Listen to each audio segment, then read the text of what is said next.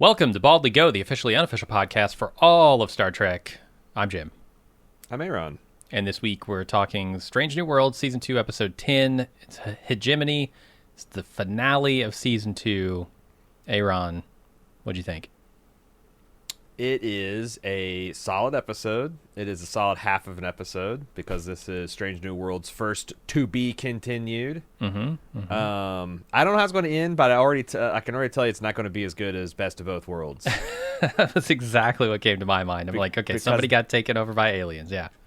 Yeah, because that finale had the balls to have Riker give a decisive order, not just to have him flop sweat for 60 seconds on the bridge as you have various dramatic camera angles and background voiceovers of Unich and Riley desperately asking her captain to make a decision, any command decision, honestly. Just say something, Pike. Christ. Sing it if you have to.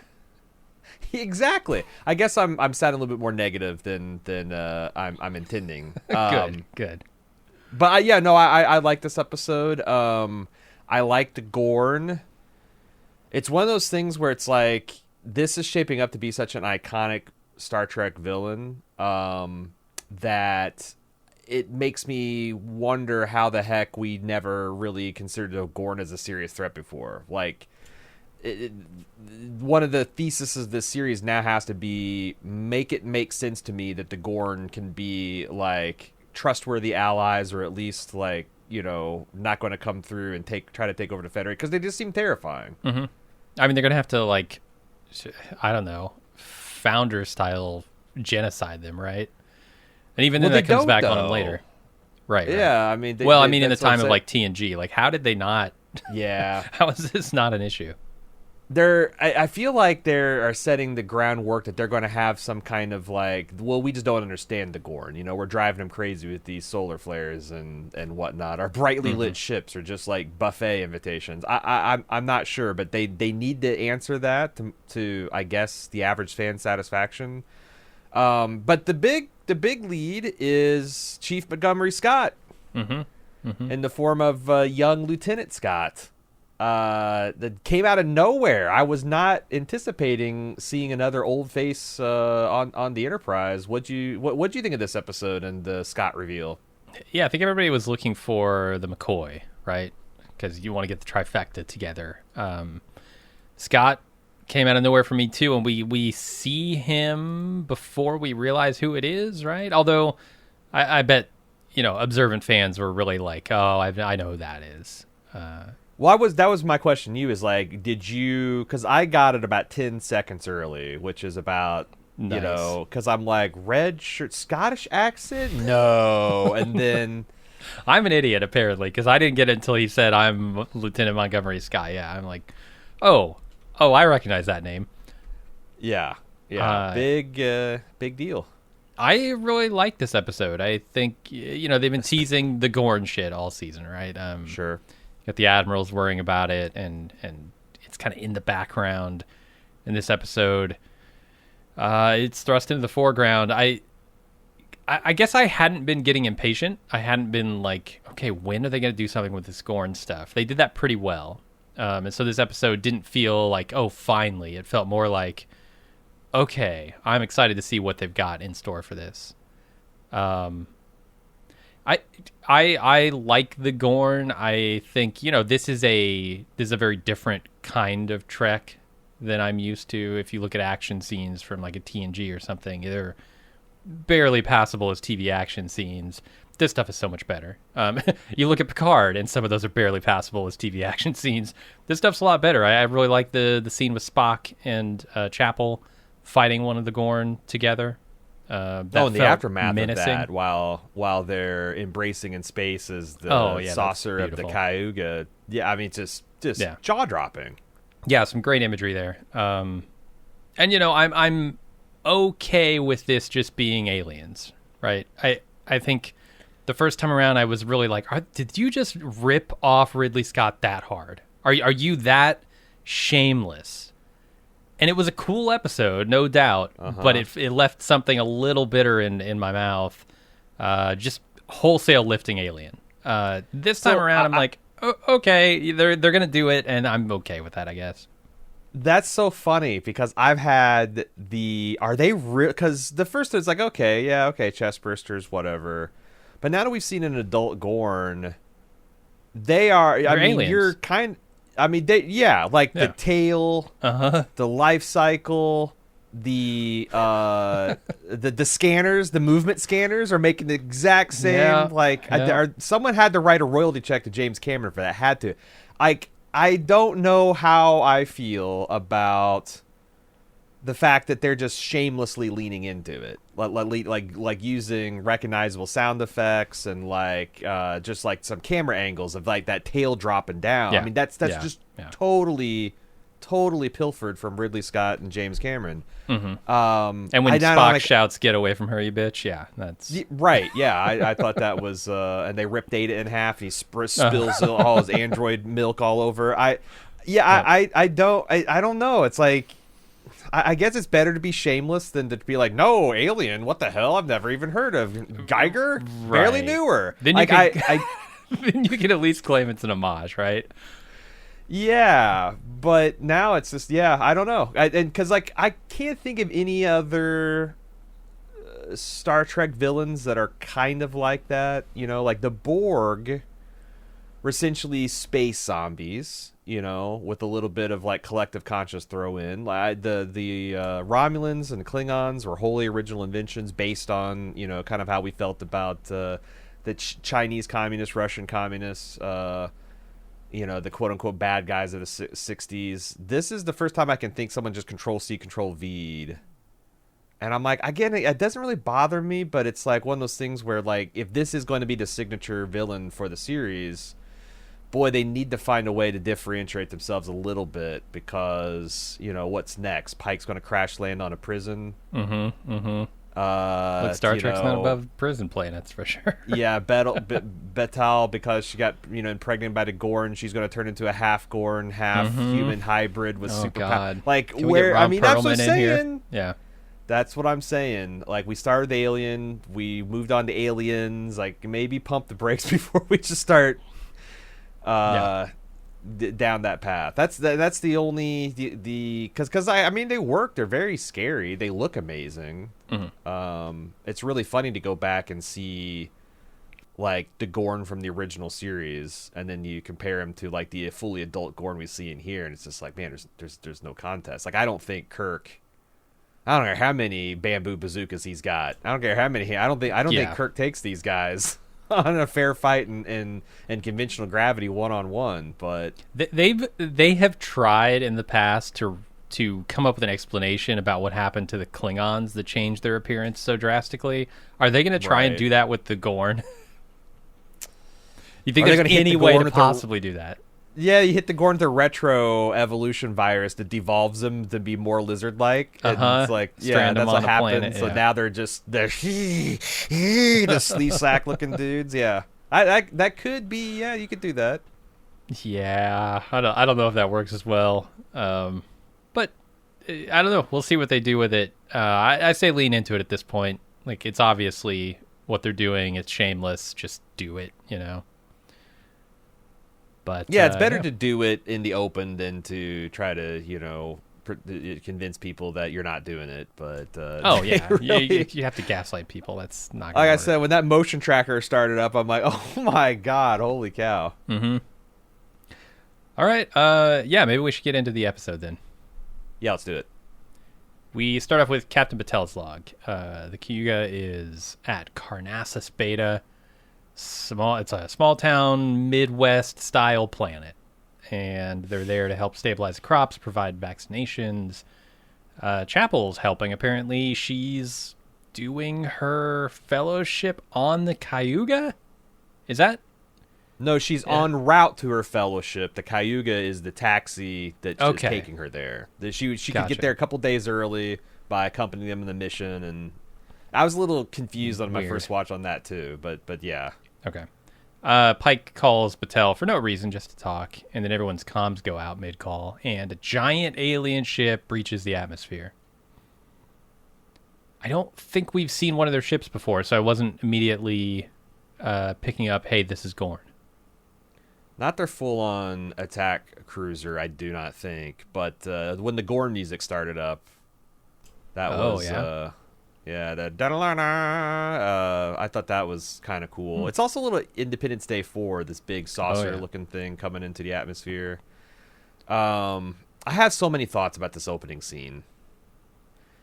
When they started off, and this place is looking like Woodbury. You know, from Walking Dead. I'm like, how are they going to justify the fact that they're just landing on a 20th century Earth town? And when they're like, oh, it was intentionally constructed on a small town model going after like the mid 20th century Midwestern United States. I'm like, this is but then I'm realized I live in a neighborhood where it was constructed deliberately to look like Tudor architecture, like 16th century, 15th century English architecture.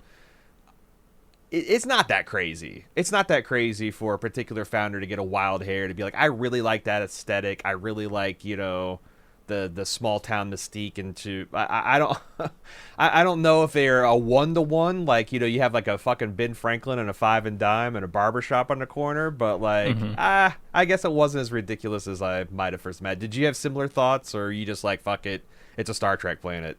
Yeah, why not? And they have a lot of like future tech mixed in there too, right? It seemed to me like there were maybe some electric charging stations for vehicles instead of gas stations and stuff like that. So it was a little modified, a little brought into the 23rd century. The other thing, don't you miss the days where the Enterprise could just ferry around a cargo hold full of vaccines and have no one thought to think, like, it was just like, oh, this is just the most boring, bland, universally humanitarian good cargo we can have the Enterprise going around, and now it's I don't know. I guess if I was on the other side, I might think that wouldn't it nice to be living in the days where you could trust that the vaccines were safe and not reprogramming you to be a 5G tower, but anyway, well, they're asking for all this assistance, right? It seems like stuff was not going super well there, maybe. I mean, if you're talking about having to come in to stabilize crops, maybe they were having some food shortage issues. Yeah, it does seem like this is maybe a not well thought through settlement. They settled outside the Federation on a border sharing with Gorn. Maybe the Federation wouldn't approve their 1950s America plan. They're like, we have some concerns about this. But for whatever reason, I kind of got that idea too, that this is a colony that needs a lot of help to get on its feet and is going to get a lot of help becoming meat instead. And the Federation is kind of courting them to join, seemingly, by offering. Is that what assistance. It is, or they just do-gooders? I don't know, because Battelle, when she's talking to Pike, says something about, like, well, it's balance between protection and putting a target on their heads, I think, is what she says. In reference to them potentially joining the Federation. So I think, the Federation is always looking for new members.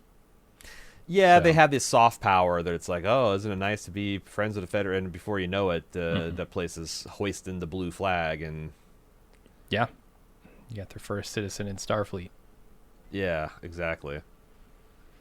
This shuttlecraft that's crash landing in the background, I think you're supposed to understand that is that's Montgomery's, that's Chief Scott, or I guess Lieutenant Scott, crash landing, right? Yeah, I think so. At first I was wondering, is Chapel on that, right? Because we're all concerned with where's Chapel during the course of this episode. So that maybe she had crashed, because the Cayuga's not looking good once we spot it. But yeah, that's Scotty's shuttle.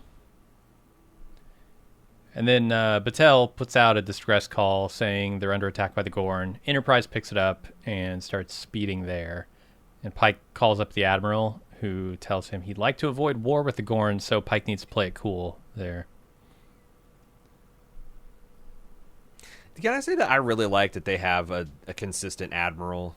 Like, I always thought that was weird in the Next Generation, where, like, anytime you talk to an admiral, it's always somebody different. Like, god damn, is there not once you get out of the captain chair, is there no chain of command? It's just A bunch of admirals staff a fucking phone bank in San Francisco, and just the first call just pick up. It's like, isn't there like fleets and sectors, and like you gotta fit in there somewhere, right? You should be reporting to the same guy for at least a season or two. I like that they have this consistent Admiral April, where you can kind of get an idea of his style of command, what he's about, how flexible he is. I'm enjoying that. Yeah, even though he doesn't show up a lot this season. Right. He's in there a few times. He's mentioned a ton, though, and that gives you like, you can kind of put the name at the face. And they were better about that after TNG, I think. Like DS9 had a pretty stable admiral, but they were friends, right? Sisko and him. So he's kind of the go-to admiral. I think admirals just have so much vacation time that every time you call, it's like, well, that admiral's on vacation, so you got to speak to this other admiral.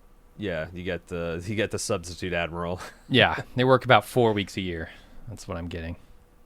It's interesting though, because like beginning of this episode, Pike, dealing with the potential death of his beloved, of his girlfriend, is taking a hard line against the Gorn. Like I've met them. You can't understand them. They're just monsters. And April comes back with, that's the thing about understanding versus monsters. A lot of times, what you think is a monster is just something you don't understand. Midway through this episode, Pike will be ruminating on that long enough that he's kind of coming around to like, gosh, we just have to figure out what it is about these Gorn that are setting us off. Yeah, I mean, it's why the end of this episode is so strong, because he's got a choice to make, and you know how he feels about it personally, right? He's had an experience with the Gorn that has made him think they're just monsters. They have infected Captain Patel, who, is very important to him. He's kind of pissed off. He's taking it all personally, right? But he's also in charge of the future of the Federation. So, you fire this shot, this might be the start of a war that you can't win. Yeah, it's a gray area. These are, I guess, Federation citizens, but they're in a outside the Federation jurisdiction colony. So it's a delicate thing. It's like, it's very, especially now that we know what Gorn conquest looks like in terms of the impregnation and chest bursting of everything. That's distasteful to the Federation, but also there's an element of like, they fucked around and they're finding out now. It's not going to be just the crops failing and the space plague that gets them. Yeah, and the way they portray the Gorn occupation, let's say, is pretty brutal. Not just because they're monsters and they come down and tear people up, but they trap you on the planet, right? Like they send down this tower thing that cuts all communications, cuts the ability to transport out, and you're stuck there with them.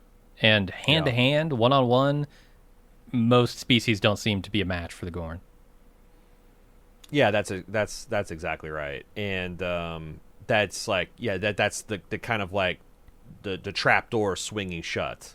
Yeah, and there's no way, even if another ship arrived to help, there's going to be another victim wriggling in the net. It is chilling, and I guess that's the one distinguishing difference that you would think between the Borg and the Gorn, or I'm sorry, the aliens from Alien and Gorn, is that Gorn have a civilization. They are thinking creatures. At some level, it's not just like a queen that's directing by instinct. Like, this is an intelligence that's pitted against you. So that alone, like, if the aliens were from the Ridley Scott movies were actually intelligent, they would be even more terrifying. But the Gorn build spaceships. They wear space suits, right? They clearly have a very strong scientific understanding. They're very intelligent. You know what's scary? What's scarier than an alien? An alien with a pulse rifle. An alien with a spacesuit. The spacesuit, you just can't wave a flamethrower around and kill him.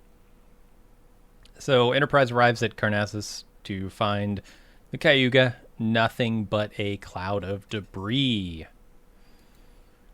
Yeah, that's a really slick CGI environment. The destroyed Cayuga.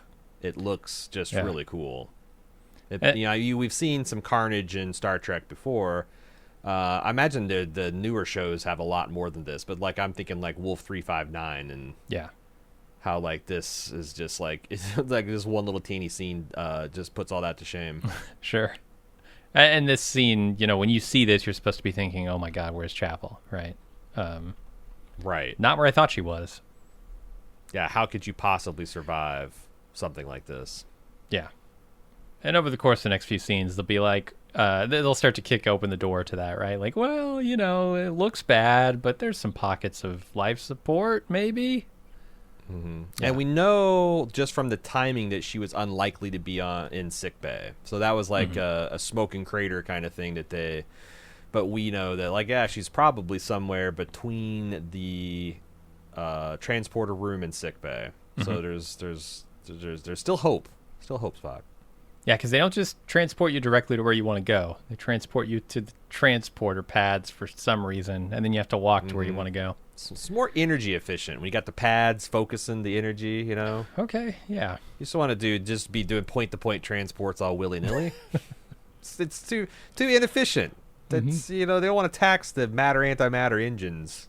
Fair. That just barely keeping up with the power demands of the ship. Yeah, you want to get stuck in the buffer because that's how you get stuck in the buffer. It's true. I don't want to get stuck in a buffer. No. The Gorn have an interference field disrupting comms, transporters, everything. Another Gorn ship warps in. It's a hunter ship, apparently there to look for, to keep a perimeter here. Starfleet calls saying they received an image from the Gorn. It's their declared border with the Federation. And Carnassus is just inside the new Gorn space, Enterprise just outside. There's a lot of things that really beggared my suspension of disbelief. This demarcation line that's between the orbit of the planet and the moon that's orbiting, can someone please draw me a map of how this works over a day-night cycle? It's like the Klingons and the Federation sharing that deuterium planet or dilithium planet, whatever it was, where half the year they get it, half the year the Federation gets it, right? But even crazy, it's like drawing a line. It's like drawing a line down the toilet bowl and saying this side is yours and this side is mine, and then flushing it. Like, okay, well, if we want to rescue the crew of let's just wait like 6 hours until the planet rotates into our section of the space, and then we take it. But it's bonkers. It's literally only there to let you know that they can't go to the planet, right? Just so you can have Pike seethe across a littered starfield with his girlfriend's debris, presumably, and look at that Gorn ship that's going, yeah, you can't touch me, it's that. Yeah, totally. No, that was ridiculous. But they also, they don't really do anything with this, but they suggest that, Starfleet protocol to try to make communication in any way possible. And Uhura points out they could do visual signals like lights and fires and whatnot from both the ground and inside the ship. And they talk about putting people for, keeping an outlook for that kind of stuff. But nothing really comes of it. I thought they were going to get to something like that with Nurse Chapel and the flashlight, but... Yeah. She starts to try something like that, but then it goes nowhere. Maybe they'll try it next episode. And then she's much more interested in the idea of just directly getting Spock's attention, who's in front of her. But I wondered because I'm like, oh, that's kind of interesting, clever. I could see how that. But maybe they're also doing some work to suggest that there is some alternate, because they talk about how the Gorn ships apparently communicate through visual signals, like they have some kind of patterns that they can show on the outside of their hull. I thought maybe they're going to suggest a commonality, like maybe in part 2 that they do communicate with beams of light and whatnot to the Gorn, so they're going to tie it together that way. But that's like a one sentence throwaway line that you're going to have to remember. You're going to have to hold on to for a year, maybe longer with the strike. So we'll see. God, I hope they had a plan for the second half of this episode before they just... I promise you, if this turns out to be the case in part 2, I will not remember that I'd made this prediction. So yeah, fair. Yeah, I'll let people send that in for feedback as a nice surprise next year if it happens. It's very Independence Day in that way, right? With the communication via the lights. Like you were saying, it's not just that shot of it coming through the atmosphere, but the way they communicate seems to be similar. Yeah. Or at least I guess the way we tried to communicate with him. I don't know how successful that was. Anyway, Pike meets... They work better in Close Encounters of the Third Kind, though. So yeah. Not so well in Independence Day. Pike meets with his bridge crew. He wants to cross the line, literally, and asks for volunteers. Everyone volunteers, including Sam Kirk. Pike introduces the crew to his secret Gorn weapon, which is just a box full of enhanced phasers, it seems. Phasers that, I don't know, rotate their frequencies or something. Yeah, phasers they're tuned to blow through reptile skin. Are the old ones tricorders that are recalibrated to detect Gorn life signs. Sure. And Sure. the nitrogen grenades. We didn't see one Haven't go off used this one of episode, but I guarantee we will on the second half, and that sounds pretty fucking cool. Mm-hmm. Instant Terminator 1000 death for any Gorn. Or I like Mbinga. It's like, lethal to to lizards with low blood temperatures or whatever. And Mbinga's like, lethal to anyone, honestly. Right. You freeze anyone to negative 400 degrees and they're going to die, you know? Yeah. No, I assume it's going to be very... It's got to be very best of both worlds, right? Next episode, they kind of have to go over to the Gorn ship because all the colonists are over there. That's probably where we'll see the nitro grenades. Jesus. Well, I mean, so like the best of both worlds, they have the Borg who just conveniently don't consider an individual crew person traipsing aboard their giant cube vessel as a threat. What are they going to do with the Gorn? Hundreds or thousands of Gorn on that ship? I don't know. Yeah. And all they got to do is like grab you. Like how long is do we know? Because like I've got vague, fuzzy memories of some of the episodes from last season. Do we know how they actually put the eggs inside people? Is it like a very quick procedure? Is it something that they have to have you for a while? I don't remember. I don't think they have shown. Because like I looked it up to make sure. I didn't think we'd seen a full-grown Gorn until this episode. In fact, I'm not even sure we still have seen a full-grown Gorn. We just seen a larger one than a juvenile. Yeah. But yeah, we still don't know a lot. But that's just some of those things I was wondering about. I wonder if Mbinga has started mixing up a new batch of the green stuff, because that's their secret weapon against the Gorn. Forget these phasers and tricorders. Just get Mbinga out there with the green shit. Just send in the Ghost. Yeah. Send in the Ghost with a couple vials of green. He's done. Mm-hmm. Or I should say give him the the Gorn chapel. done. They'll fight side by side. Kick some ass. Hell yeah. I was literally typing break glass in case of Gorn when the show said it. Mm-hmm. Very nice. So, yeah, pretty funny there. Let's also, go. This has been a whole arc of Ortegas like wanting to do the badass pilot mission. Yeah.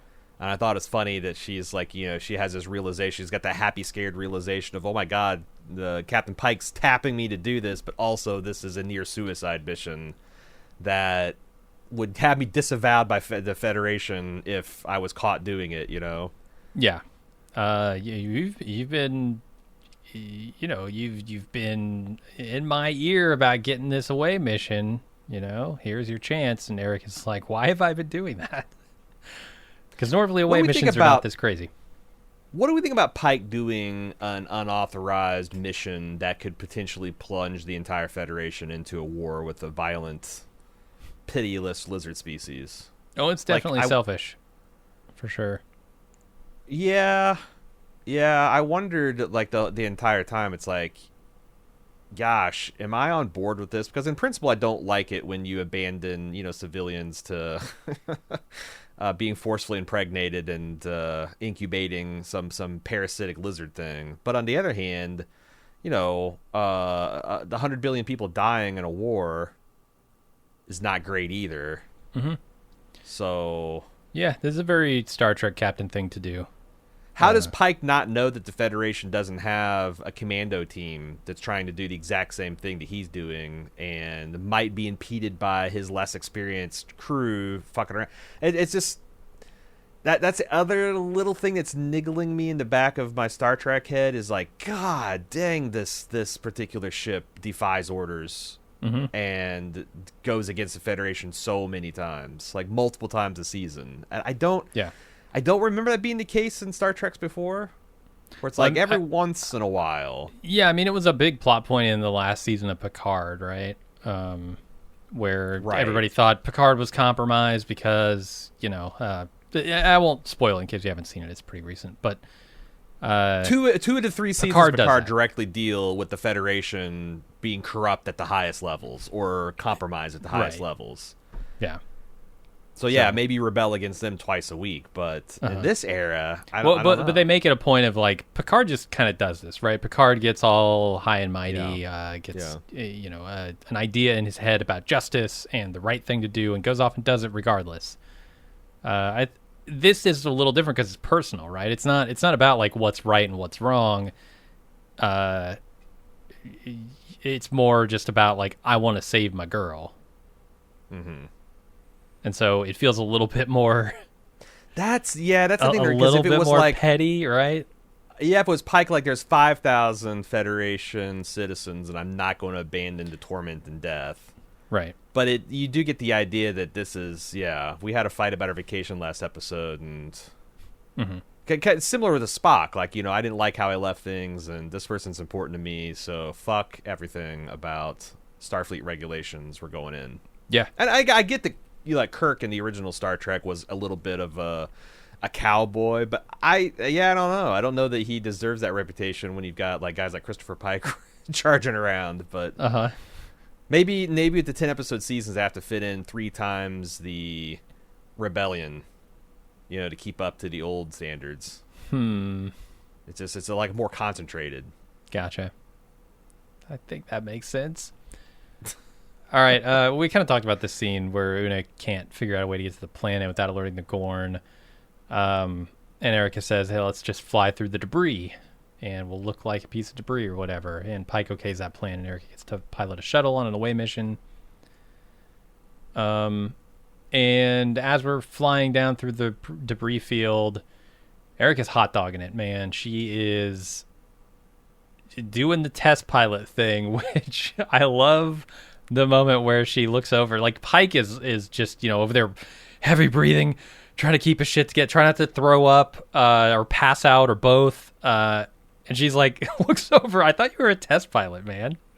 She's like, yeah, that was a long time ago. I guess I was a little surprised at how Pike was shocked by it. But I guess they're trying to tell us, Ortega really knows her stuff. She is the real. I mean, if like they actually had Pike give her an aside, like, "Damn, Erica, you're the real deal. You really know how to pilot." Mm-hmm. But I don't know. I can't imagine any kind of Federation test pilot thinking that this was, I don't know. I honestly. I'm not a huge fan of some of this stuff where it's like, why was the crew grunting like they're pulling a bunch of G's when they're falling towards the planet? Right. And even if that was a high G maneuver, do they have inertial dampeners or not? Right. She flipped them off. She was like, we're going into test pilot mode here. Yeah, well, to me, it's like it would have been more impressive if they do something, because honestly, I would believe that a Federation shuttle could probably decelerate in a safe, like could just literally plummet from the sky and like decelerate in the last 100 feet or so, and the crew would survive it. And maybe you even, like, I don't know, use a phaser to shoot the ground. So it's like, because I was expecting that. It's like she's going to, like, do something to simulate an impact. So that's what's going to wig everybody out. But she just pulls out of a really steep dive. Holy shit. But I don't know. Like I said, I don't know how to calibrate your average sci-fi fan versus your average Star Trek fan versus people who've seen The Expanse versus and make an exciting scene for all those people. I don't know how to do it. But The Expanse would give a shit about this. Star Trek is just having fun, right? This is supposed to be a scene where it's like, Eric is hot dogging and Pike talked a big game about being a test pilot a couple episodes ago, but now he can't handle the heat, that kind of thing. But I do think it would behoove this show, if I'm giving constructive criticism, that as pulpy as this show is trying to be, that pulp will go down that much easier if they try to sweat the small stuff. Oh, for sure. It's a lot like we talked about with the fight scenes in Picard. Like, I didn't hate that fight scenes were happening in Picard. I hated that they were poorly choreographed and very badly edited. And if you could just sweat that detail, I wouldn't be thinking in my head while I'm watching this thing, boy, this looks pretty cheesy and bad, and why doesn't this guy just shoot? I'd be thinking about the stakes and what's going on in the fight. Yeah, instead of trying to replicate your average action movie scene, think about the unique the technology and setting of Star Trek and how you could do something that people haven't even seen before. That might not necessarily be even because I think you could do like Ortegas, not explain herself, but just screaming towards the bottom. She fires a small photon torpedo, like a micro torpedo or a phaser. It makes this giant explosion, and it looks to all the world like there's a crater formed.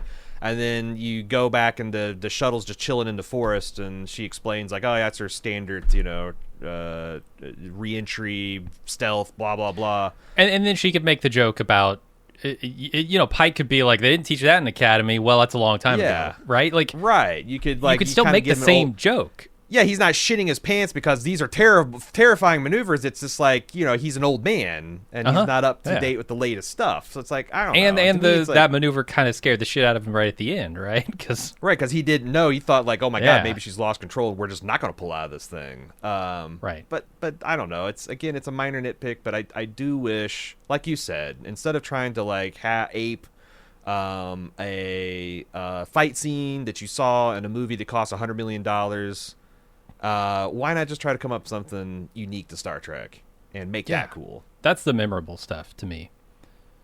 Yeah.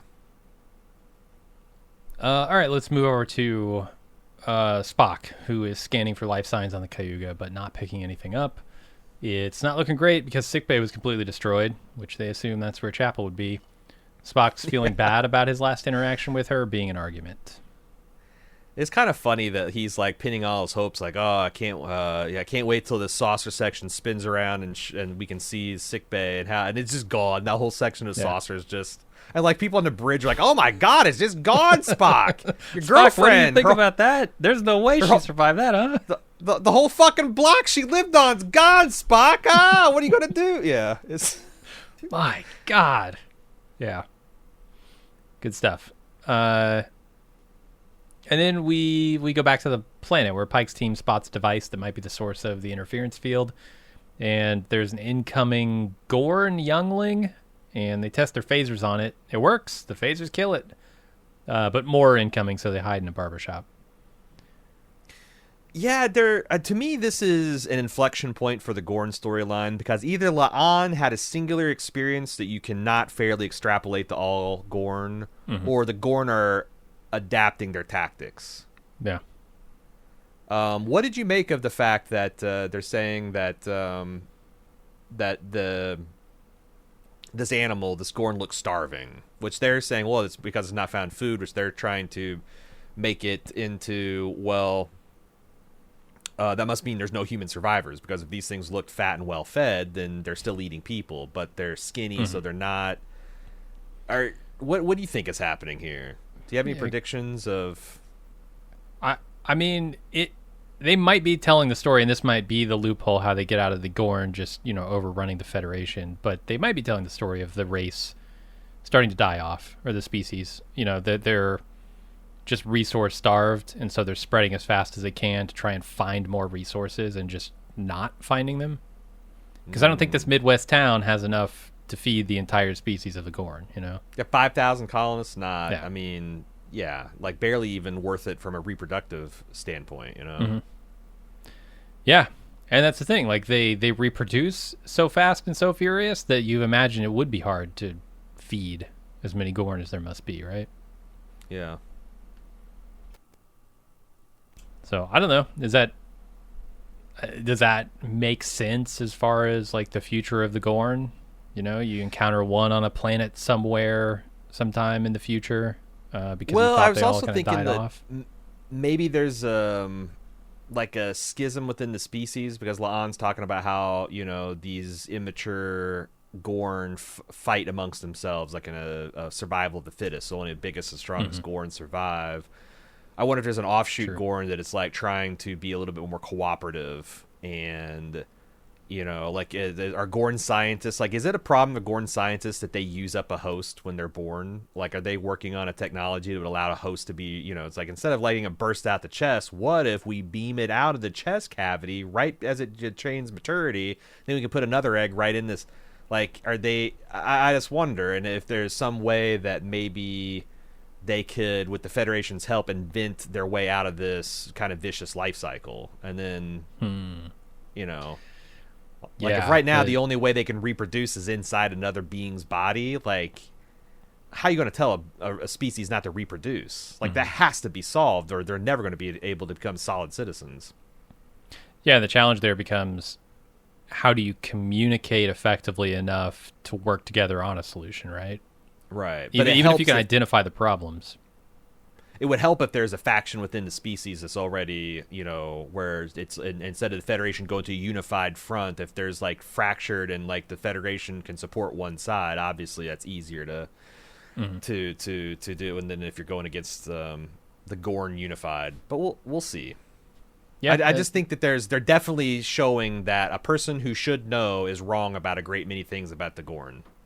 Yeah, and it's another one of those scenarios where like the Gorn seem to be able to communicate with us at least in some minimal way, right? Like sending that image of the demarcation line between the empires. That's a communication of sorts. They understand that. Yeah. Well, I mean, they're hacking a Federation computer at some point. Like, they definitely have. I mean, they're not unthinking beasts for sure. Oh, definitely not. But we don't know how to communicate with them. I mean, we could send an image back that we think they might understand, potentially. Do we not know how to communicate with them, or we do not know how to get through to them? I think it's both. I think we like how nobody has come up with a solution for communicating with them, right? I mean, we can pick up like radio they don't frequencies. Understand Gorn language, or it's the extent that they. Yeah, I'm not entirely sure, because I'm with you. I don't know how the hell the Gorn are able to communicate the idea of a border. Yeah. Without being able to understand any kind of speech or transmission. I thought it was more like they seem to know something about communication. I thought it was more like you can communicate with the Gorn. It's just that they are so alien that nothing we say in terms of like, hey, stop attacking us, or what do you want, or something, like none of that stuff parses to the Gorn. Huh. That might be true. They don't have any leverage, like any species leverage, or any inroads to, like, you know, getting any kind of diplomacy started, because the Gorn just doesn't compute to them. But I could be wrong. I don't think we've ever seen anybody try and communicate with them, right? We've only seen it the one way with this image. Yeah, I suppose. So you think the Gorn just gave a gift to his Starfleet with the the planet and the moon, and just a claw mark scratch between them, and the Federation's like, I think they're trying to discuss a border. I mean, maybe. I don't know. I would love to see a communication session between them and the admirals, right? They also talk about how they don't know how they communicate with each other because they use these visions. But like, I don't know that. But that might be Enterprise. Yeah, that's like saying they haven't cracked the the internal communications for Starfleet. That doesn't mean a Starfleet vessel can't be hailed. Mm-hmm. I mean, they do send us information at some point, right? They do send Starfleet information, that image. Yeah, and I'm pretty sure the Gorn in Kirk's day can just flat out speak where the universal translator can understand it. So really? But, wow. But that doesn't mean, I mean, this is years before then, so just have Lieutenant Kirk. Yeah, I don't know. It would be kind of weird seeing one of these alien like creatures speak, I gotta say. Like intelligible words. And I know it wouldn't be like actually intelligible words that they're speaking. It wouldn't be human communication. It would be the universal translator, but it would be real weird. They'd have to just subtitle it, right? Just do the strange noises that they probably make and then subtitle it. Yeah, because there's no I don't way. want to see a Gorn say, "Hello, how are you today?" Right. It would be really weird. How are you finding today, fine sirs? Yeah, with a monocle and a top hat. I agree. So Uhura goes to Pelia to ask for help with the blocked communications.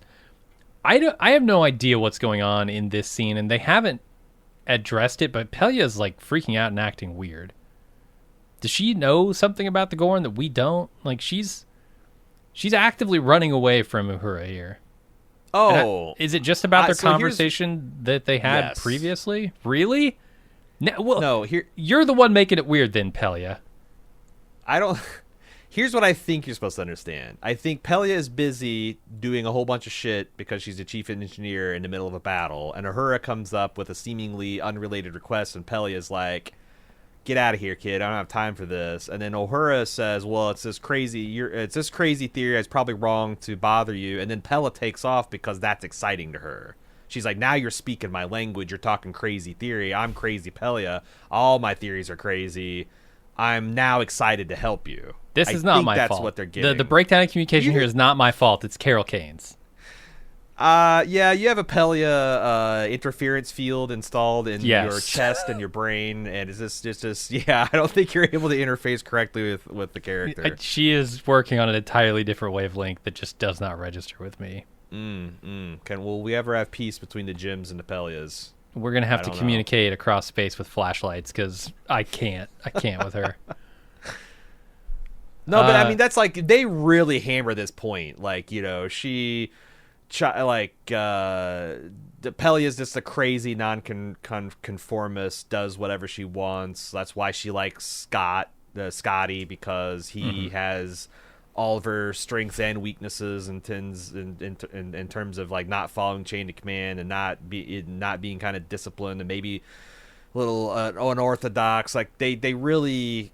Yeah, they really go out of their way to make her seem like she's this space hippie person.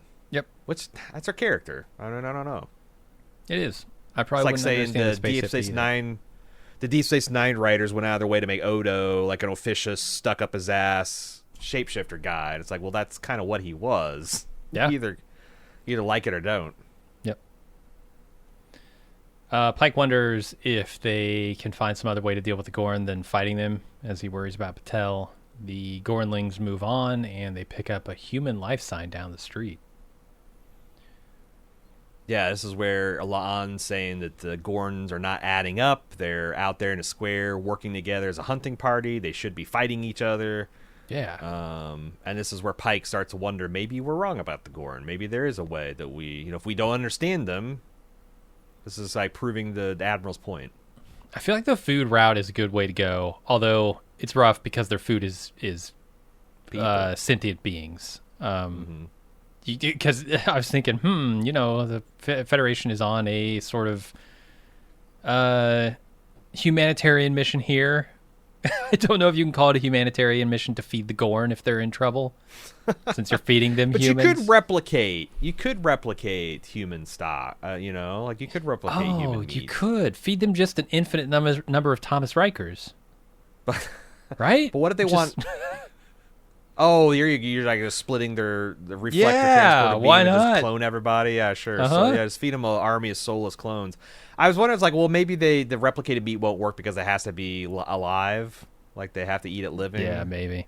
Yeah, that's what I'm saying. Like, it's something about this species and their life cycle and their diet is going to have to change, or the Federation couldn't possibly make peace with them. Yeah, but all this was in service of like, could it really be that they're banding together to track down food because the situation is dire, and so it's forced them into cooperation, and maybe they can use that as leverage, right? Well, your situation is so dire, we can force you into cooperation with us. So the Federation sets yeah. making their situation worse. Right. Then, but how do you actually deliver anything that they'll see as food without Yeah. just doing the worst kind of moral calculus? Yeah, I don't know, man. I don't know. I'm curious to see where they go, because again, clearly the Gorn are the big bad of this series, and with them featured in the second episode, I feel like I'm scratching my head more than.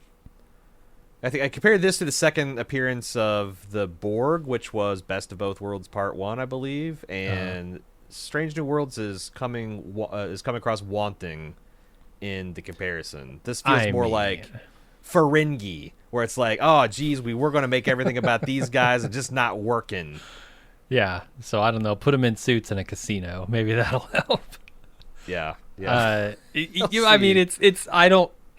Is it fair to compare this episode to one of the best episodes or 2-part episodes of Star Trek. I mean, they're baiting it. Yeah, I think it's fair because of that. Because, yeah, they're inviting that comparison. And also, that's when the Next Generation got their shit together. Like, I think that, you look in their terms of polish and where they're at in storytelling, I think Season 3 comparisons to Season 2 Strange New World comparisons, when you're talking about TNG to Strange New Worlds, I think that's fair. Okay. So they track down the life sign, which turns out to be Lieutenant Montgomery Scott. Pike asks if anyone else from the Cayuga made it. Scotty takes him to a group of survivors, including Patel, who are hidden in a diner, and he says he can get them back to the Enterprise with the help of Scotty. I thought we were going to have another Newt situation when he's like, are there any survivors? And he starts taking them somewhere. Like, boy. It would be hilarious if it was the same little girl. Like, her parents had taken her to this planet now. And then the Gorn had arrived again, and here she is. Yeah. I promise, honey, there's going to be no cannibal, bloodthirsty aliens on this planet. Just trust us. Caesar, she's like, I'm not doing this again. I can't do it again. It happens. You're on your own, kid. I thought it was funny that they lampshaded the whole officer problem with Star Trek. This is something that people have mentioned. I know you and I have joked about it, that, like, where are all of the warrant officers? Where are all of the enlisted ranks? Where are the chiefs? Where are the technicians? Where are the crewmen? I've always thought that was just like, oh, well, they're Roddenberry just wasn't super familiar with how these things work. He's trying to make things look like it's a Navy, but it's not really a Navy. And the show's pretty bridge focused, right?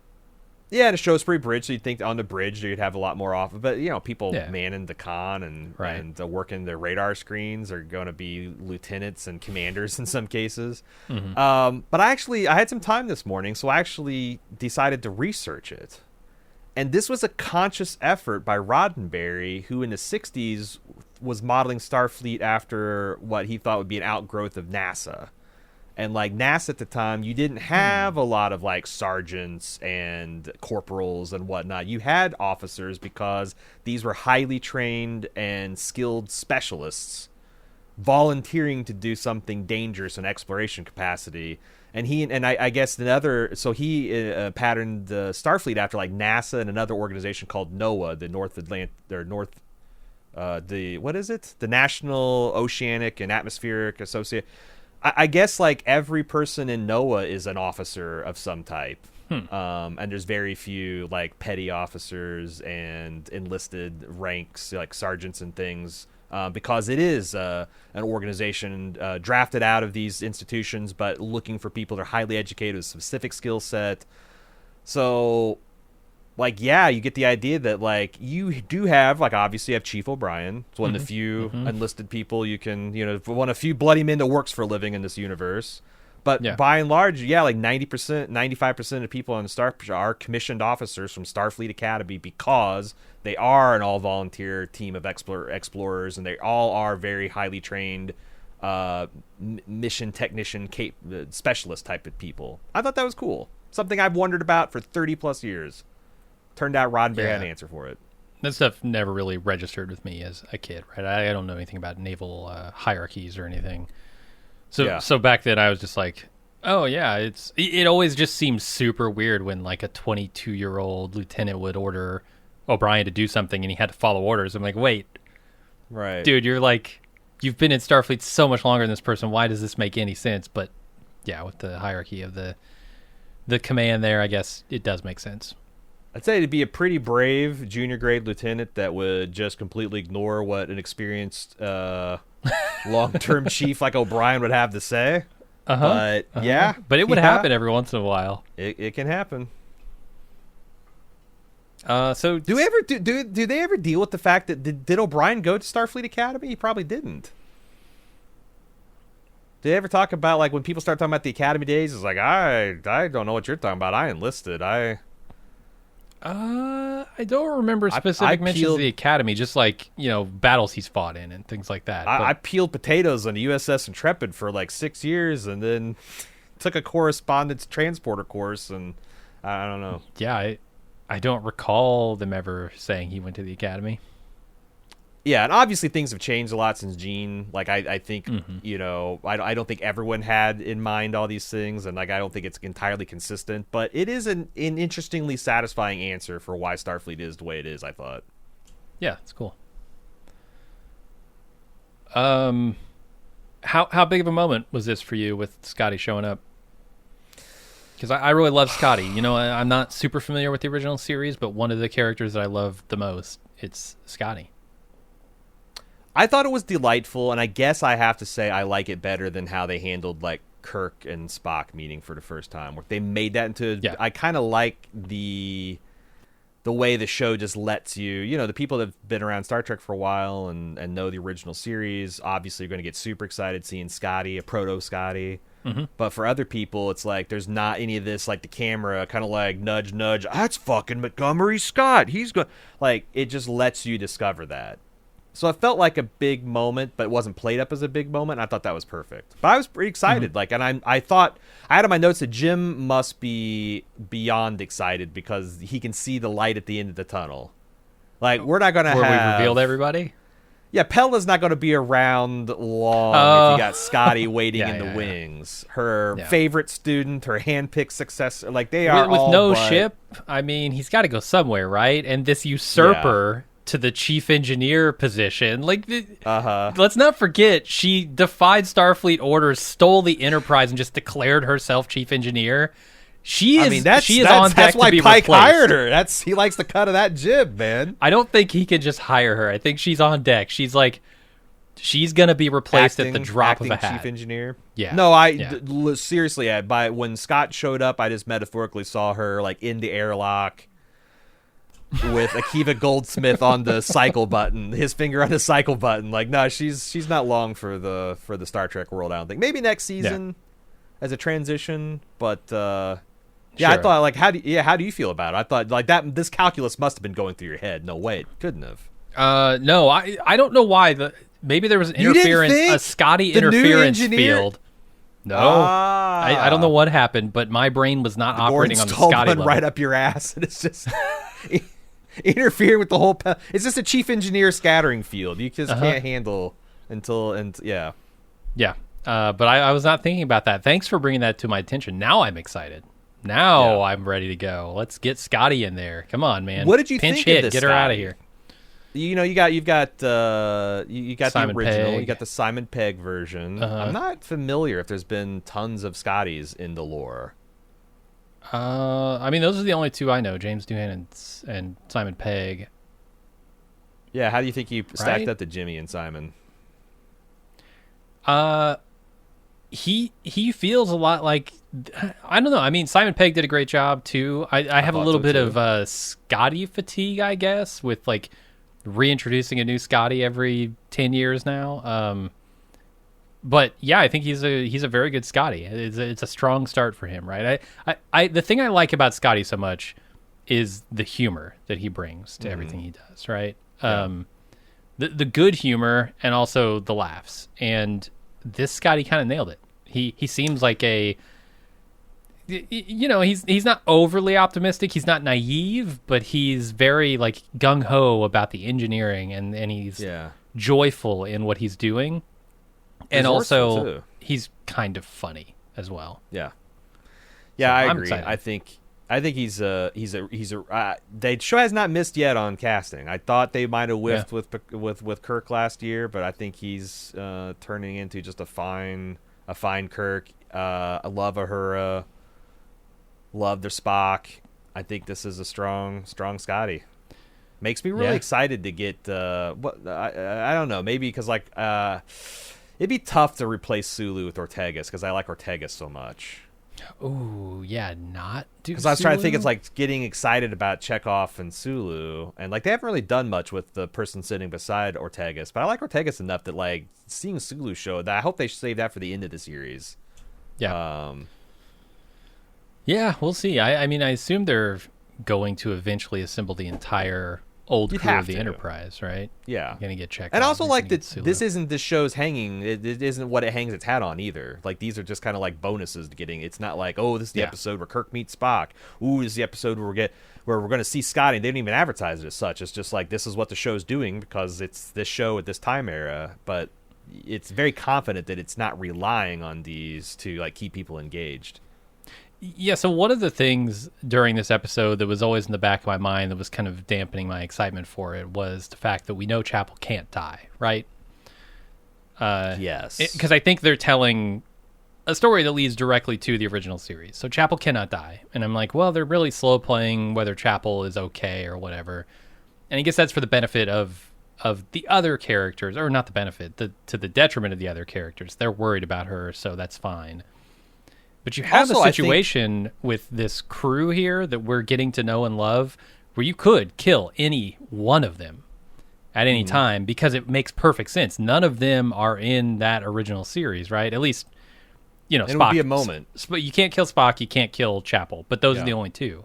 Uhura, rather. But you have a lot of characters you could kill. You could kill Una. You could kill Erica. You could kill... they already did kill Hemmer, right? Like, you could kill Mbenga. La'an. Yeah. I think that provides an interesting opportunity for me to feel real fear for some of these characters that you don't always get in a Star Trek. Especially since they killed one last year. Like, I was fucking shocked. That was one of the things that, like, really cemented me in liking this series was that I thought that was a ballsy, gutsy move that they killed Hemmer. And they could do that with, like, 80% of the bridge crew here. Yeah. Yeah. Oh, bonus Hemmer meme, by the way. Did you know that he was the lead Klingon in the Klingon boy band last week? The guy who plays him, yeah. I saw that. I saw an email, and it was very, like, vague and coded. Like, oh, you guys might want to look up who played him or whatever. And I did, and I was like, oh, Hemmer, nice. Yeah, it's funny that they got him in as zombie Hemmer, and then they got when he came in for the studio that day, like, hey, you got another 60 seconds or so to get into a costume and a green screen booth for us because well, I'm sure he had to learn the choreography and the song. It probably was more than 60 seconds. It wasn't exactly light work, but no. But yeah, I know what you mean. It's like, yeah, and we got this other thing for you. Yeah, I'm digging it. I hope they keep on finding ways to bring him back.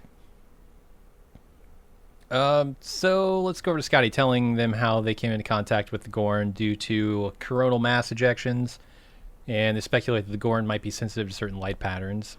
Scotty then tells them how he managed to evade the Gorn in his shuttle by building a Gorn transponder to make it look like a Gorn ship. Pike asks if he can build another, but he needs a particular sensor array or something.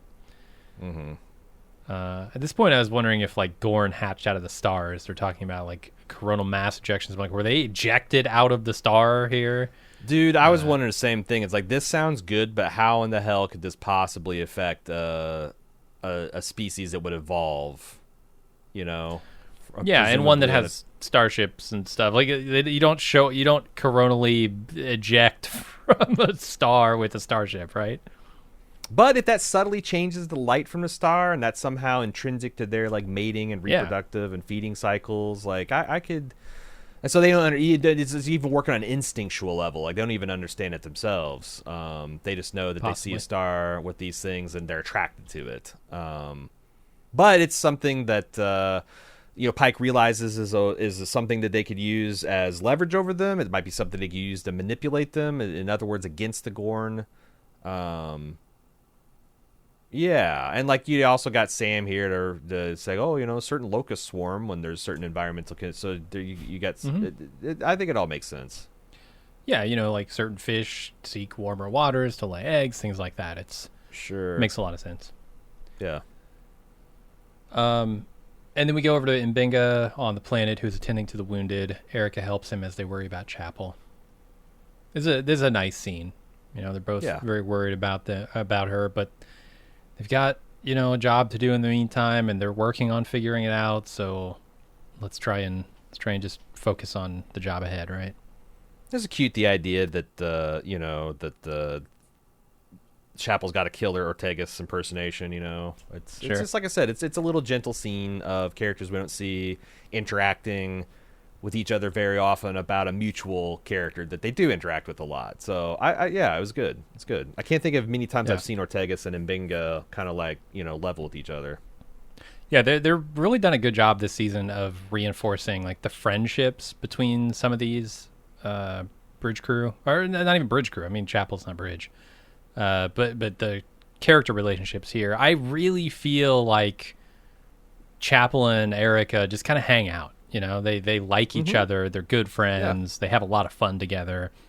Yeah, I didn't like get that a ton from other Star Treks where I think like, oh, these people just really hang out and have fun, Yeah, there's like Worf and Geordi and Beverly never. Like Beverly and or Beverly and Picard and Beverly and Troy. And Riker and anybody really. I mean, he could get along with anyone.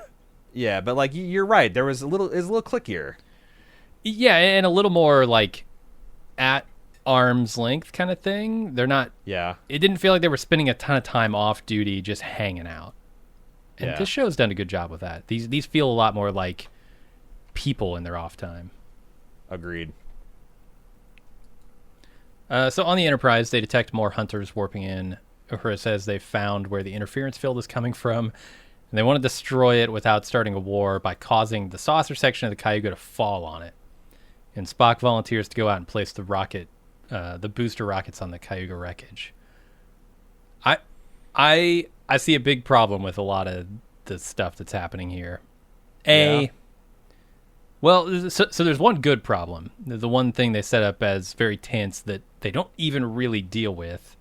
There's a huge piece of debris, the saucer section of the Cayuga, that they want to drop onto this tower. And this tower is very close to this town, within viewing distance. No. It's on the opposite side of the world, right? Is it? Or you're right, because they had to be able to walk because they go to the there. shuttle. Yeah, they walk out to the shuttle, which is very close to where it crashes.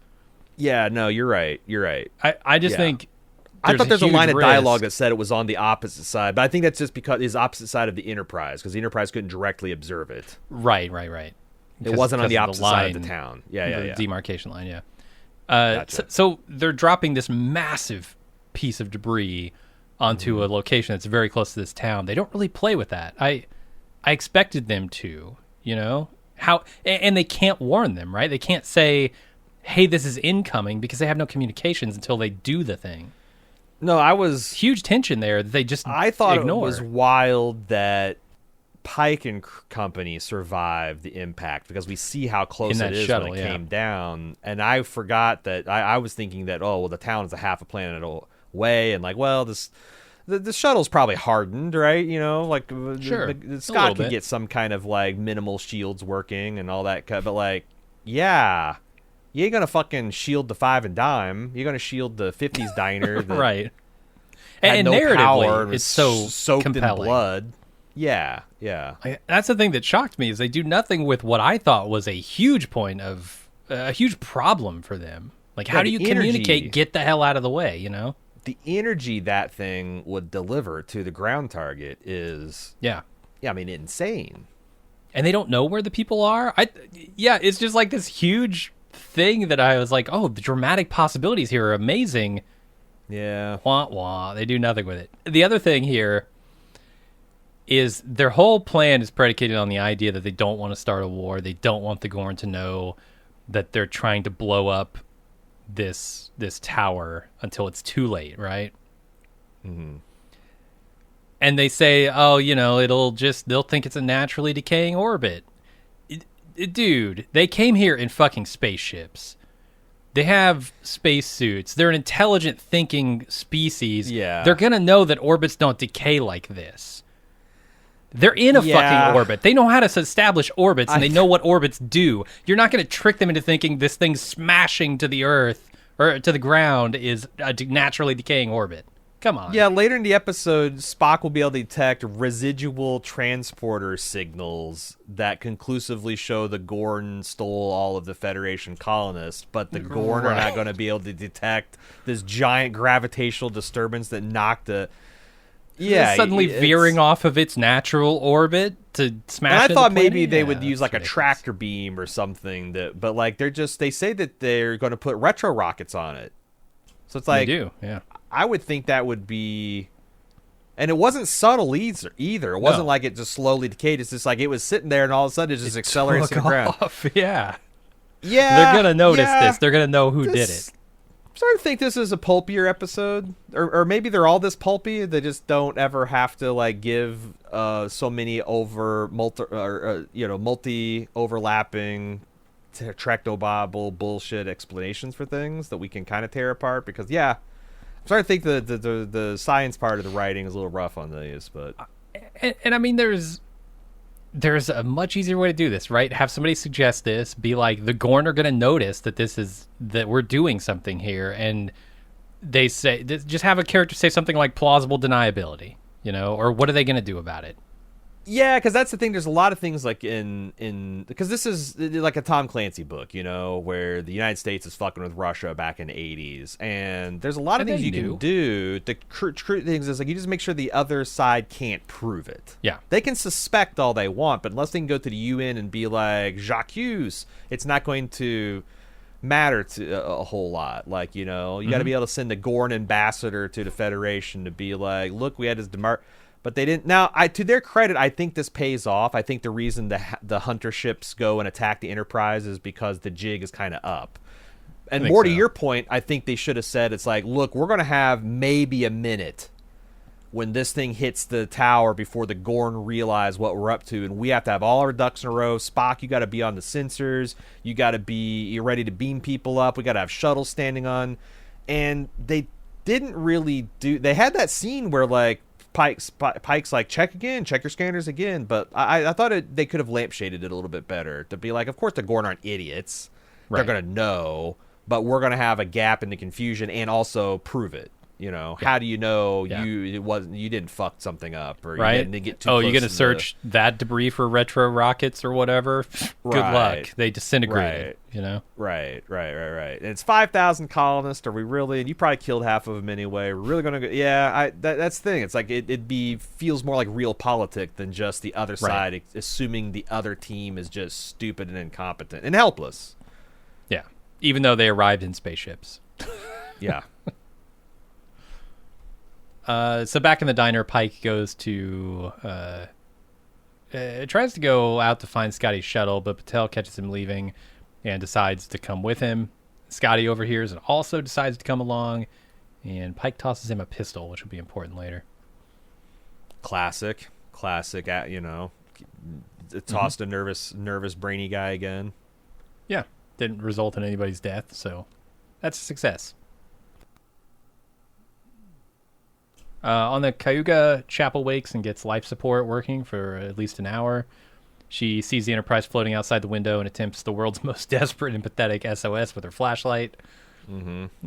Maybe they could see this, but you're really relying on Uhura here to. It's not even Uhura, right? It would be Spock, but he's out. Like, he's the guy who would probably observe the SOS. Yeah. So just got some ensign. They don't have just like people looking at the windows, right? They probably have the Enterprise high resolution cameras scanning for things like that. Yeah, I would assume, but I guess Una doesn't know how to operate those or something. I mean, you're right. There was surprisingly little drama here because it's like, but I guess how many percentage-wise, how many fans of Star Trek: Strange New Worlds have seen the original series? Maybe they've seen the movies, but I'm talking about like seeing all, like know who Nurse Chapel is, know that she's a part of the series, know, about the Menagerie episode and the Christopher Pike of it. Like, would you even think 50% of Strange New Worlds fans has that stuff on tap? That's gonna be my guess because I'm sure there are a lot of old school fans watching this. I know a bunch do, so maybe 50.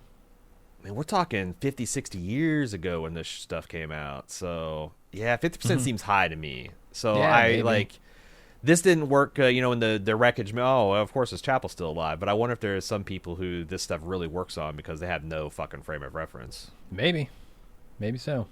I'm not even sure I would remember Chapel because I've seen a scant few episodes of TOS if it weren't for this podcast. So, and like I said, were it not for my dad being a big science fiction fan, I don't know that I think I would have gotten into Star Trek: The Next Generation because I was into space shows in general, but I don't think I would have gone back and watched this old one.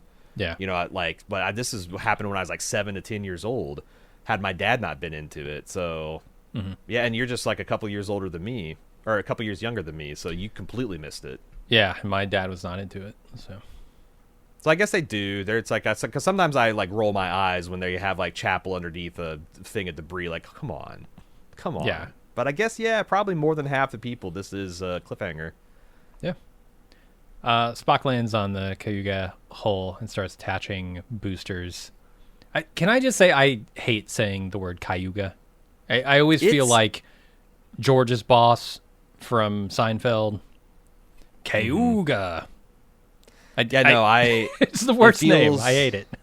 It feels weird. Like I feel like I'm constantly mispronouncing it, even though I'm not. At least I'm pronouncing it the same way the show is. But yeah, Cayuga is a very. It sounds like an onomatopoeia for a giant like car. Yeah, horn. for an air horn. Cayuga, you know. Yep. Anyway, Spock flies past Chapel's window, which, boy, that's a coincidence, huh? But she can't get his attention, so she grabs an EV suit off the wall. Well, half the windows that he could have floated by were gone. that she wouldn't be that are gone. So, like, it's a Monty Hall problem. By you metaphorically open half the doors on a ship, so it's twice as likely for it to happen. It's true. Can I say something that, like, Yeah. I know they invented transporters just because Gene Roddenberry's like, there's no fucking way we're gonna have spacesuits, and even I don't even have the money to show a shuttlecraft this season, so we gotta have ways to get people to and from planet and to and from ships and all that stuff, easy peasy. So the transporter was invented. Having said that, it's super cool that Star Trek now can actually put their dudes in spaceships and send them outside the hull. Like, there's so many times in the original series and the Next Generation that the crisis of the day could have been averted by going to the nearest locker, getting into emergency suit, and and it's so cool that we got the budget where you can pull off this that I think compares favorably to some of the spacewalk scenes we've seen in The Expanse before. Yeah, it's good stuff. It just him going through that debris field with his spacesuit, silently through, and I just thought it was super cool. And it's something they don't do very often in Star Trek. I feel like it's and they shouldn't. Because they do have shuttles and the only time they should really do it is when they need to do something manually, like repair the hull or something on the outside of the ship, right? Yep, or do something sneaky commando-like in this case. Yeah, First Contact has a great scene on the external the taking part of the ship. The battle of the deflector ship, the deflector dish. I love that, with Worf out there with his fucking pallet or whatever, chopping up Borg on the outside of the ship. I forget what he's doing out there, but yeah, and he's got that sweet thing where he what do you call that? He puts a tourniquet on his spacesuit to keep from bleeding out air. With the Borg's simulate this. With the Borg's hose, right? It's like one of the hoses off. It's real good stuff. Tied it off with one of Borg's conduit. It's so sweet. That always felt special to me when they went out on the hull, and it was the first time. Man, did that ever happen in TNG? Yeah, it's like the first time I remembered it happening. Okay. Not in TNG, but it does then. happen in Star Trek 6. The use of spacesuits and spacewalking, and this big part of the plot in the beginning. But you're right. It felt like a big moment to me, and that was cool. Yeah, and I don't think they should overuse it, but I'm glad that this is something they have in their tool bag. So Pike's group reaches Scotty's shuttle, and they find a Gorn waiting for him. Also, we're kind of doing, dueling Gorn here, right? On our way out of the ship, Chapel spots a Gorn in her path. And then the Gornling in Scotty's shuttle takes a look at the three humans and leaves, which is interesting. Pike wants to know why. Patel brushes it off, but it bothers Pike as Scotty gets to work on the transponder. I knew. What do you think is... I already knew. Oh, yeah? Oh, yeah. I was completely oblivious to the Carol Kane Pelia stuff and Montgomery Scott stuff. I was not tuned into that wavelength, but Patel being infected. Oh yeah. I thought she was going to reveal that she is keeping some secret from Pike, like she was in some kind of elite anti-Gorn task force, and she's got some kind of... Oh my god. Yeah, I didn't see her actually... Anti-Gorn pheromones, right? or some shit. Yeah. That they've got some kind of secret weapon against them. She turns to him. That's my ex. I'm sorry. I meant to tell you before. That's my ex. We don't speak anymore. I thought that they might be paying off the kind of like you don't trust me storyline in that way, but it's more of like not showing your zombie bite kind of trust that they're paying off. Yeah. What do you think this Gorn was up to on the Cayuga, all up in some Jeffries tube inputting command codes? It could be reconnaissance, right? It could just be, let's get some information from their ship while we have the opportunity. I don't know. They're putting their own retro rockets on it to boost it at the Enterprise. At the Enterprise, so they could plausibly say, I didn't know that the fucking debris was going to leave orbit and crash into that ship. Yeah. But it's naturally decaying orbit. Apparently, we don't know how orbital mechanics works according to Federation, so prove us wrong, fuckers. Right. We just dumb fuck lucked our way into space. Yeah, I don't know, but they show him doing something, and it's just a single Gorn. Yeah, you think they're like if this was like an official thing that they'd have a team of Gorn trying to like break it down and learn all the technology and steal all the secrets, and it didn't seem like it was hunting for survivors. It was actually trying to do something. Again, there all these weird Gorn behaviors. What's going on here? Yeah, I don't know. Part 2, I'm sure we'll get more information.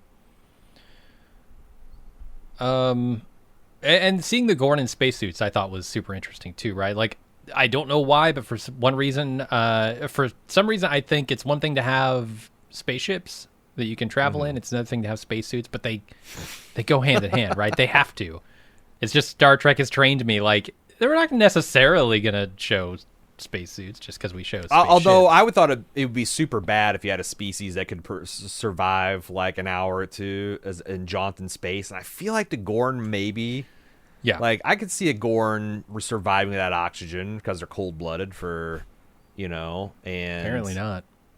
Yeah, they probably have some kind of membrane covering their eyes, so don't have to worry about their eyes freezing over. And now they would have like long term, you'd have to worry about the heat loss, but it's a lot easier to have like you could just have essentially a spacesuit version of a thermal blanket, that you just to have a battery operated heating blanket that would keep it going. But a Mylar tracksuit. Why not? Let's get these Gorn. Because I think that's always like when you see someone walking around, it's always a badass moment when you see something walking around in space without a spacesuit on, right? You're like, the protomolecule stuff was fucked in the Expanse, perfect example. Yeah, those it's hybrids. Implied that the aliens in the movie Alien can survive in like it is that one. The Sigourney blew out the airlock didn't seem like it was in super distress until the engine hit it. So I always think that's and when I first saw it, it wasn't clear to me that it was wearing a spacesuit. Yeah, in fact, it might not be. It might just be wearing a helmet, like with the seals around its neck. Maybe. Because that tail did not look like it had a suit on it. That looked like just a tail. Yeah. There's a gasket on the tail. Tail that's unaffected by space. Yeah, it's right. Yeah, why would it be? But yeah, Spock finishes attaching the boosters, but he's spotted by Gorn. Chapel arrives in the room, and they battle the Gorn together. It's about to kill Spock. Chapel manages to distract it so Spock can puncture its faceplate, and it decompresses out into space and dies. Yeah, sometimes I feel like people make things more exciting than need to be. I've noticed this in the last couple of weeks. There's been a couple shows where it's like, God, I wish you would just stop one. The scene of like Chapel like bumbling towards the phaser in slow motion. Boy, it really about caused me to have a stroke. I'm like, just pick up the fucking gun. Pick up the fucking... Oh my God, you trip. How the hell do you trip in zero gravity? But and it's like, and also it's like nothing interesting happens. It's not like she doesn't get the gun and has to do something else. It just takes her slightly longer and lets the Gorn get slightly more cracks in the fucking. But she just shoots the Gorn. Like, stop fucking around with this shit. it completely bleeds the tension of these scenes, I feel like, in my opinion. Yeah, let me ask you, what exactly is going on here with her hooking her foot on this rail? So, do they not have? Does she not have thrusters? So my guess here is that she does not have thrusters. She's just in an EV suit, and if she like were a survival suit. Yeah, and if she were to jump at this thing to grab it real fast, she would fly out into space and be lost, and Spock would die, and then she would probably die of asphyxiation. If she chose her later. vector wrong, out the Right. nearest bulkhead, yeah, that would happen, I think. Which she's like right next to the opening where there is nothing beyond that, right? So Yeah, I kind of get it. She needs to just sort of stretch. So what you're and saying, it would hook be and even save cooler herself. if she kept on floating, turned around, and coolly blasted this guy, since she has combat It would be, experience. and then knowing that Spock could then fly out and save her. And get her, right. Yeah. And she That would would be actually be- putting her life in Spock's hands, too, at the same time, because if Spock is unable to take advantage of the Right. moment that she's going to give him, It's a trust. she knows It's she's a- dead. it's- Yeah. It's a little of a trust. Yeah, I think we just both in 30 seconds wrote a more interesting version of this action scene. But we did get you consider how effective it is to see Chapel awkwardly balancing on top of a railing, butterfingering a phaser for 30 seconds while the man she Right. kind of sort of loves is dying. And have you considered that the Super, music super isn't exciting. quite at the crescendo level we want it to be yet, and we need to delay? Right. You haven't quite got the full Gorn anthem going, yeah. People might not have recognized it yet. Anyway, I don't know. I did think it was a cool scene. I enjoyed like seeing Spock being just totally overpowered by this Gorn. There's nothing like humans, Vulcans. Nobody is prepared to fight this thing without the green shit, right? Yeah, and that's the thing. It's like I always, I think Vulcans are like roughly twice as strong as a human, and like Klingons a little bit stronger than that. So yeah, when you see Spock batted around, that's code for like every single other person on the bridge crew would do worse on one, and he has he is just being ragdolled by this thing, by just its tail. It's not even got a chance to get his claws into him. And this is an enhanced phaser, right? Because this is a phaser that Spock brings with him. Surely, so this surely he wouldn't bounces bring- right off that Although, full-grown Gorn. I actually wonder if it was. Why would they wouldn't Pike? It's not like he had cases and cases of this thing. Like, wouldn't Pike bring the stuff he had down to the landing party? It's not like he has a replicator to replicate cases That's and cases true. of these things. True. There's a Starfleet order saying you can't. This is limited technology. It hasn't gotten every ship yet. They don't have can't the we just pattern replicate? for it. Nope. It's under lock and key nope. at the Daystrom Institute or some shit. I don't know. Right, the Daystrom has an exclusive patent. It'll expire 75 years after Daystrom dies. Right. And even then, Daystrom Incorporated is going to fight it. Right. One of his children filed a extension patent, so it's probably going to be closer to 115 years plus life. Mm-hmm. So we just got to hold the Gorn off until then. Yeah. With our regular ass phasers. Anyway, down on the planet, and he's doing this for no money, by the way, because we live in a communist society. Right. He's cornering the market on Gorn technology and patenting it just to be an asshole. He's not getting extra money. So down in Scotty's shuttle, Pike demands to know why the Gorn ran away, and Patel shows him that she's full of Gorn eggs, just overflowing with Gorn eggs. Apparently happened yesterday. I guess she fucked this Gorn. Oh, this is her ex. They had one final tryst. That's why she ran him off at the stair. He's like, I'm just don't have time for this. Don't have time for this drama. It's an affair, not an attack. That's what I think happened. Right. We were on a break. Look, you said we wanted to break. True. My ex shows up. What am I going to do, right? Not get impregnated with his eggs? Not put his eggs inside of me? How many Gorn eggs does the average person... I thought it was like a onesie kind of thing. Is it multiple eggs? No. I'm just making jokes. But because I thought she said I've been infected with Gorn. I thought she said eggs plural too. But did she even say eggs? I don't know. Maybe. Oh right. She just I actually she just shows her the exact her wording was. Bulging veins in her wrist or whatever. Sure. Because like a Gorn egg infection just murdered your skin. Oh yeah. So then Chapel and Spock hold hands in space. That's kind of that whole scene. It is a beautiful shot, though. Yeah, as the Cayuga is falling to the planet. Excuse me, not falling. The Gorn think it's falling. It's actually Sure. being thrusted toward the planet. Yeah, and it's catching on fire. It's a cool shot, like you said. It's just I think it's one of the standout shots of the episode. Especially having just saved each other, right? I mean, they both saved each other in this scene. They both were feeling bad about the way they left things. That could have been the final resting place for their relationship if one of them had died. And they've gotten a second chance here. Counterpoint: does this actually make things better, or does this actually, in the long term? It probably means we're going to see more of Spock and Chapel, which is not my favorite part of the show, certainly. But well, I'm just saying, like, just from a character standpoint, does this do anything helpful? Because it's not like all of the, she's still going to go away. I don't know. Maybe Spock, because I think it's all in Spock's. Like, yeah, he needs Nurse to talk Chapel's about been this trying stuff, to get right? a fellowship this whole season. As soon as he says, "Hey, I'm free," and he comes running to her, he thinks she's just going to abandon all of her goals and stuff that she set for herself. And yeah, that's ridiculous. but I did wonder, because it's like, this is sweet and everything, but it doesn't solve any of the problems unless she's going to give up her dreams, or unless he's going to become a lot less conventional. Which, like I said Vulcan. last episode, she apparently gives up her dreams, ends up as the nurse on Enterprise. So Yeah, we got some interesting feedback about Chapel's arc that I mean, because like I said, really? I'm aware of Nurse Chapel, but I don't know that she actually had some, like, juicy roles in the old series, and they're already laying tracks towards that. But we'll get to that in the wrap up, because I don't think we're gonna. I can already tell we're not gonna have time to do this feedback this week. We're gonna have to. Yeah, it's a long episode. It's a long episode. It's over an hour. Supersized 2-part finale. So Batel tells Pike she's not going back to Enterprise. She's going to sacrifice herself to destroy the Gorn interference device. He pleads with her to find another way, but it's all moot because the saucer of the Cayuga comes crashing down on the tower before they can resolve who's going to do what. I like Batel saying that it's like, Himmer did it. No one had a problem with that. And it's like, well...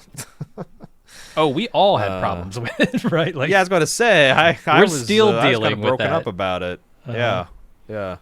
And then they call Pike from the Enterprise, like, calls down to Pike.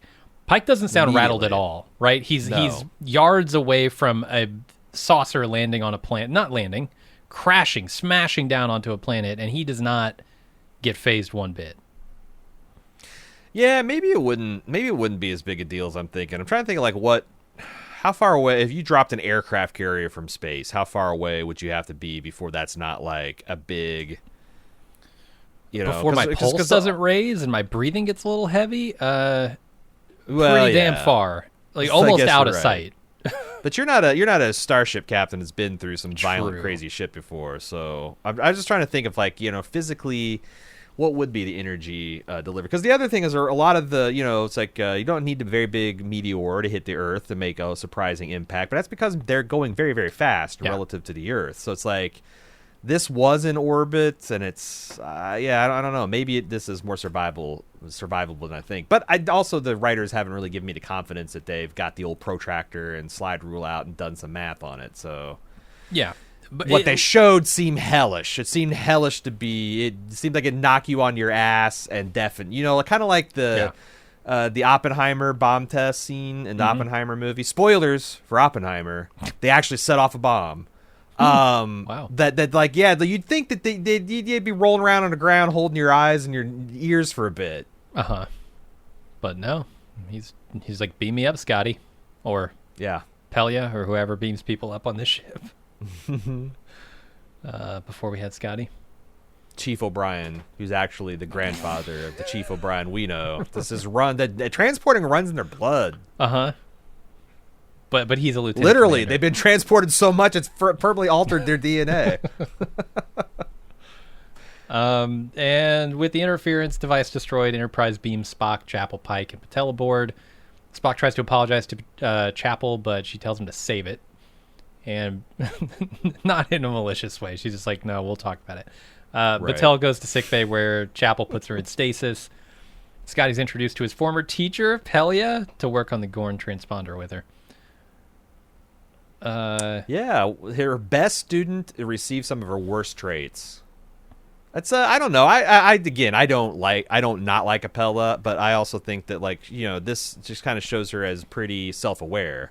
Like, I get it. I get that I'm a lot. I get that I'm non-conventional. I get that that's problematic. Here's a guy that epitomizes that. Yeah.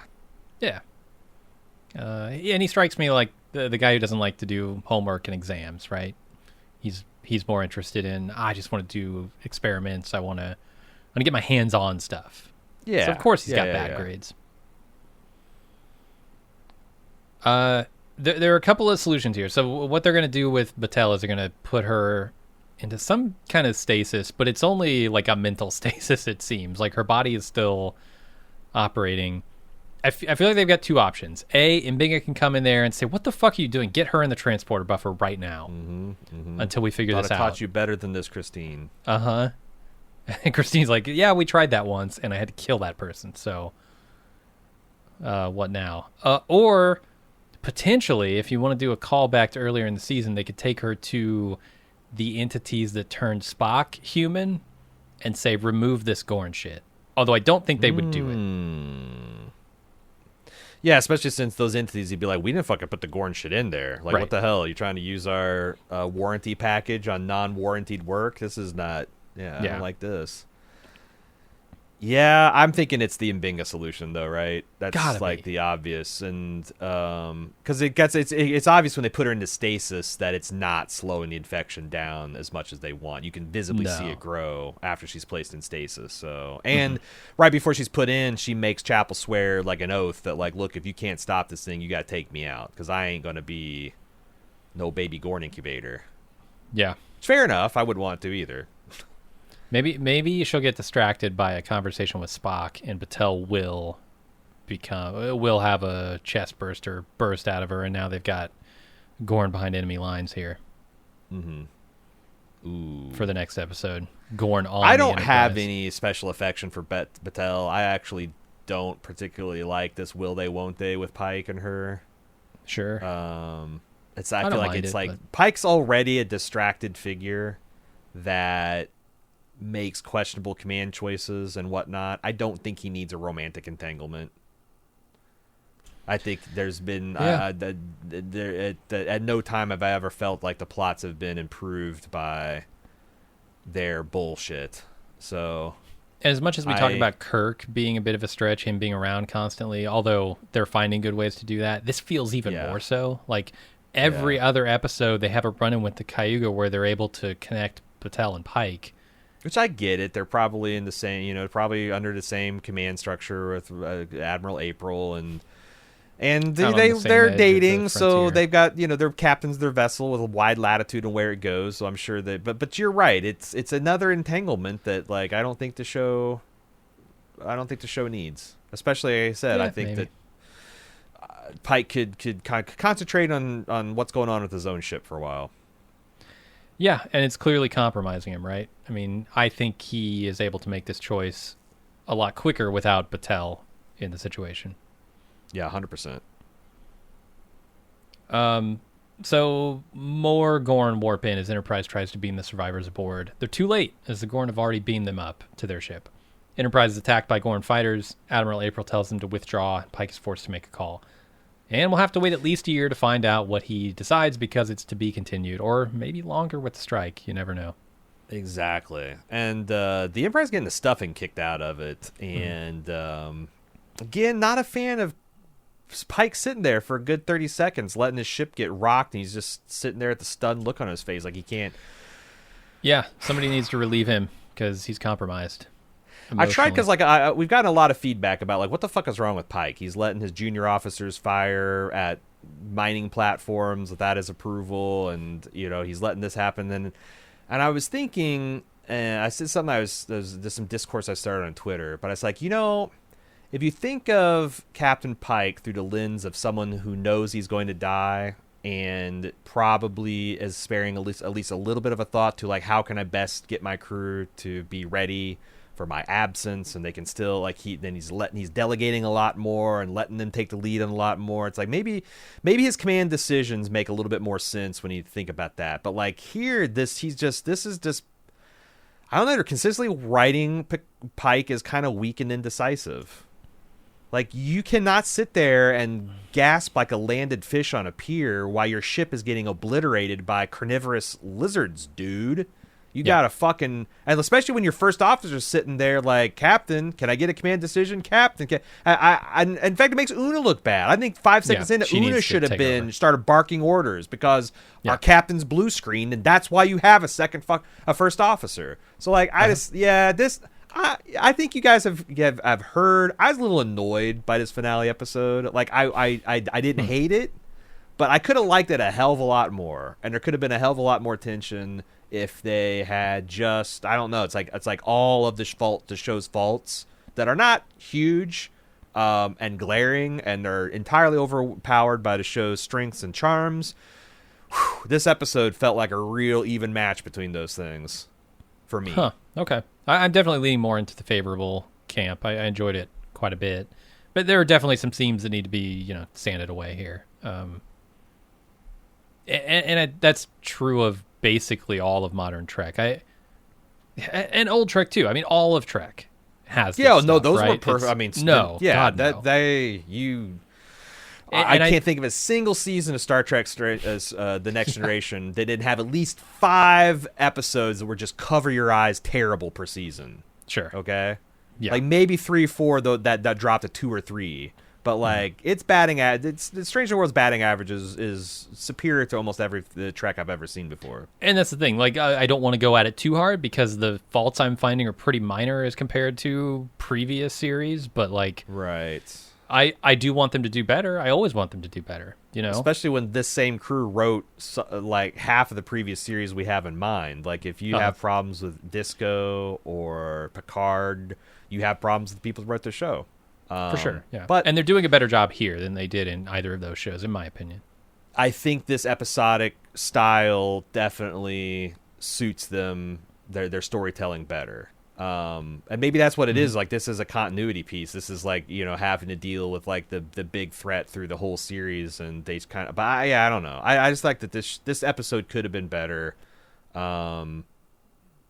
And I hope the next half they address some of the things that we brought up, because otherwise, it's gonna be a rough season opener. Yeah, we'll see. I am excited for the next season. Everything I saw in this season, added up to something I'm excited about.